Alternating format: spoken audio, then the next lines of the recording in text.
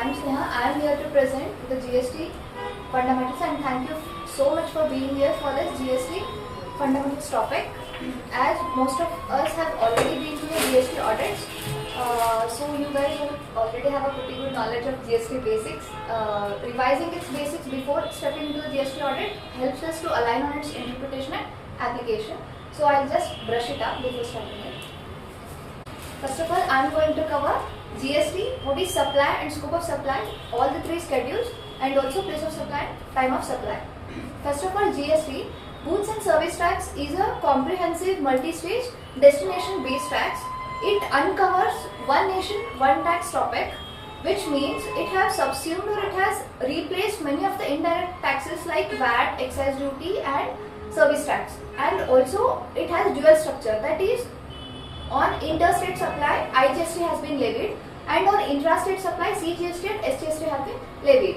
Coming to the topic of supply, supply is a taxable event. What do you mean by taxable event? Taxable event is nothing but the activity or transaction which results in a tax consequence. So the definition of supply has been covered under section 7 of the CGST Act. The supply definition is quite inclusive, that is, it includes all forms of supply of goods and services which have been come under like sale, transfer, barter, exchange, lease, rental and disposal made for a consideration, and also it should be in course or furtherance of business. So supply has three parameters. First, it should be of goods or services. Next, it should be made for a consideration, and also it should be made in the course of business or profession. Okay. So after that, principal rule is supply should be made for a consideration. But here are few exceptions which have been carved out, showing that there are some activities or transactions which are deemed as supply even without made consideration. So this is what Schedule 1 holds. Schedule 1 holds supply without consideration. So this explains that there are few activities or transactions which are deemed supply even without no money has been exchanged. First, it is permanent transfer of business assets on which ITC has been availed. So for this transaction, it is deemed supply even there is no single penny has been exchanged. Next, it is supply of goods or services between distinct persons or related persons. It is also a kind of supply without consideration. And after that,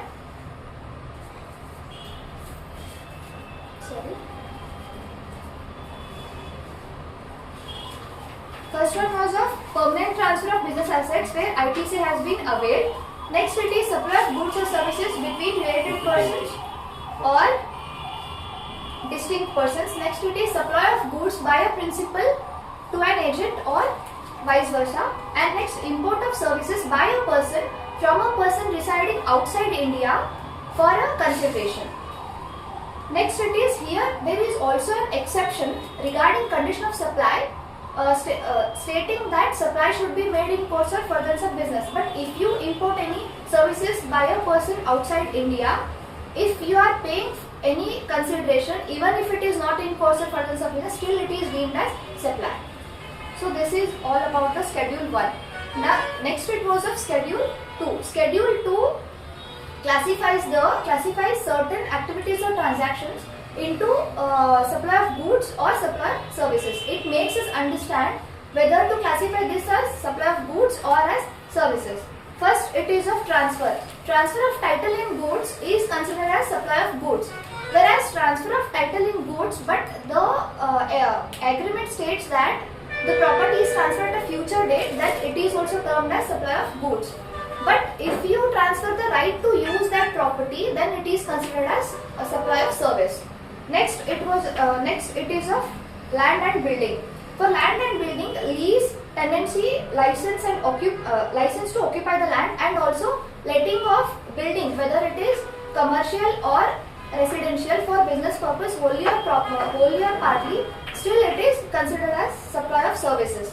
Next, any treatment or process applied to another goods, then also it is considered as supply of service. Next, transfer of business assets. Permanent transfer of business assets which they no longer form part of those assets are considered as supply of goods. But if you give your assets, if you put your assets for the private use or make available to other persons for non-business use, it is considered as supply of service. Next, here are specific inclusions which are specifically considered as supply of service. For example, renting of immobile property, it is considered as supply of service. Construction of complex and building, that to pre-completion, that is before issuing the completion certificate, it is considered as supply of service. Transfer of intellectual property, and after that design, programming, customization, adaptation and implementation of IT software, which is also considered as supply of service. Agreeing to the obligation to refrain from an act or to do an act or to tolerate an act. This entire scenario is also considered as a supply of service. After that, here are some composite supplies which are regardlessly considered as supply of service, just to avoid the confusion. First of it is works contract, and second it is of restaurant catering services, which are considered as supply of services. This was of Schedule 2. Schedule 3. Schedule 3 is nothing but the negative list of the GST Act. It makes us understand activities or transactions which shall neither be treated as goods nor be treated as services. We have learned what to treat as goods or what to treat as goods and what to treat as services in the Schedule 2. But Schedule 3 makes us understand neither to treat as goods nor to treat as services. It includes services by an employee to an employer in relation to employment. Second one, services by a court or tribunal. Next of it is services related to funeral, like burial, crematorium and mortuary. After that, functions by public representatives and constitutional post holders, whichever services have been provided, these are neither treated as goods nor treated as services. After that, sale of land and sale of building. For sale of building, here there is a exception that if it is pre-completion, we have to treat it as supply of service. If it is after completion, that is after receiving the completion certificate, it is treated as neither as goods nor as services. Next, it is actionable claims. Actionable claims are not treated either as goods or services, but except lottery, betting and gambling. These three considered as goods. So this was Schedule 1, 2 and 3. Schedule 1 makes us understand supply without consideration. Schedule 2, the classification of goods or as services. Schedule 3, neither goods nor services. Next, it is of place of supply. As I have mentioned in the very first statement of my meeting. It's a little bit slow. Your face is good, but a little bit, you are going very fast. Please slow down. Can you tell us the examples of Schedule 1, 2 and 3? Yeah.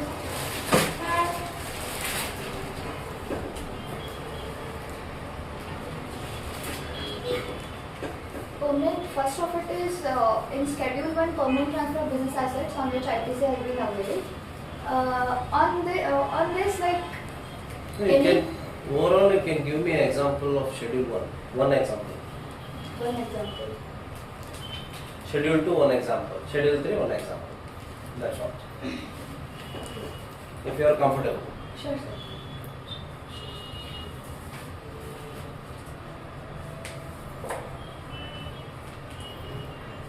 If a person staying in India, takes any service from a person staying outside India regarding his businesses, but he is not paying any consideration for it, still it is considered as supply, deemed supply. Okay. And that would be related person. Let's assume Mr. A is staying in India and Mr. B is son-in-law of Mr. A.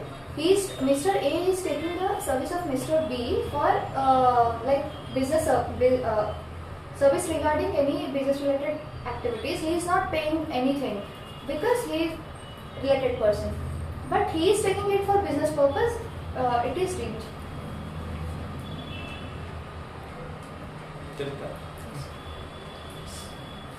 Next it is for schedule 2.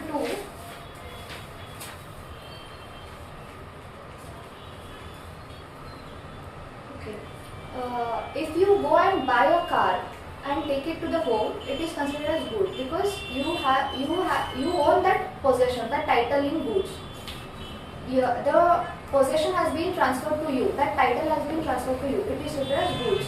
But if you give your car to somebody else for a temporary use without actually transferring the title, without actually transferring the possession of the good, you just give the right to use, so then it is treated as service.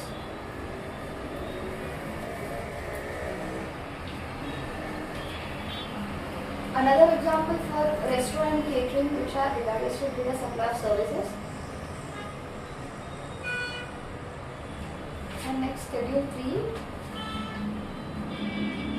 Okay, services by an employee to employer.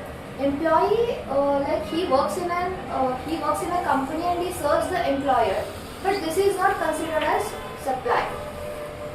Services by an employee to an employer, whoever works in relation to his employment, whichever services are provided to an employer by employee are neither considered as goods nor as services, because like employer pays salary to him. Any other example regarding this? The funeral services, like funeral service also include the transportation of the deceased. These are neither considered as goods nor as services. Okay. Next it is place of supply. In the very first statement I have said that goods and service tax is a destination based tax. Why do I mention it as destination based tax is the tax on the revenue goes to the state where the goods or services have been consumed, not where they are manufactured. That's why it is called as destination based tax. To know this, we have to know what is place of supply. So, section 10 of the IGST Act covers place of supply for goods. First it is, where there is movement of goods, the place of supply is where movement terminates. For example, if we are like taking any goods from Hubli to Dharwad, and in the transit the end destination is Dharwad. So Dharwad is considered as like place of supply. Next it is, if there is no movement of goods, then the location of goods at the time of delivery. Like if there is no movement of goods, then at the time of delivery, what was the place of supply? It is considered as the what was the location of the goods? It is considered as place of supply. Next, it is in the bill to ship to model. Place of supply is location of the third party who instructs the supplier to deliver to the recipient. Here, neither the supplier nor the recipient's place matters. Here, the place of third party matters, who is instructing the supplier to deliver to the recipient. Next it is installation or assembly. Location where goods are installed on site. If any goods need installation or like assembly, then wherever this installation takes place on site, that place is considered as place of supply for that particular good. Next, section 12, this was a section 10 under IGST Act covering the place of supply for goods. Section 12 and 13 of the IGST Act covers supply of services, place of supply of services. There are two general rules. General rule for B2B transactions are location of the registered recipient.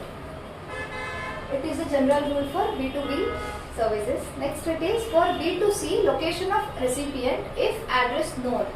Because in most of the cases, normal consumers are not registered. So if the recipient is registered, then the address of the recipient. If it is unknown, then by default we have to take the address of the supplier, location of the supplier. This is considered place of supply in case of B2C transactions. Next, for immobile property, location of the immobile property is considered as the place of supply for that service. Then there are some performance based services. For example, some events are to be conducted. For example, like health, beauty, fitness and catering. So wherever such event or such performance is taking place, that place is considered as place of supply for that service. passenger transportation service, location where such passenger embarks on the journey or wherever he boards on the journey. That particular place is considered as place of supply. So this was of goods and services. Next it is, last topic is of time of supply. Section 12 of the CGST Act covers time of supply for goods. Time of supply for goods is, there are like both forward and reverse charge. For forward charge it is date of issue of invoice or date of receipt of payment, whichever is the earlier.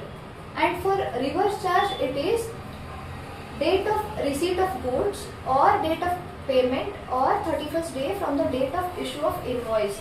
Earliest of these three considered as the time of supply for reverse charge, that too specifically for goods. Next it is for services. Section 13 of the CGST Act governs time of supply for services. Under forward charge, if invoice has been issued within time, that is invoice has been issued within 30 days from the supply, then for this the time of supply would be treated as earliest of date of issue of invoice or date of receipt of payment by the supplier, which is same for both goods and services under forward charge. And if the invoice has not been issued within the time, then it is date of earlier of date of provision of service or date of receipt of payment by the supplier. Earliest of these two considered as time of supply if the invoice has not been issued within the specified time. And for the reverse charge mechanism, date of earliest of date of payment or 61st day from the date of issue of invoice has been considered as time of supply for goods under reverse charge mechanism. So section 10 and section 12 and 13 of IGST Act is for place of supply, and section 12 and 13 of CGST Act is for time of supply.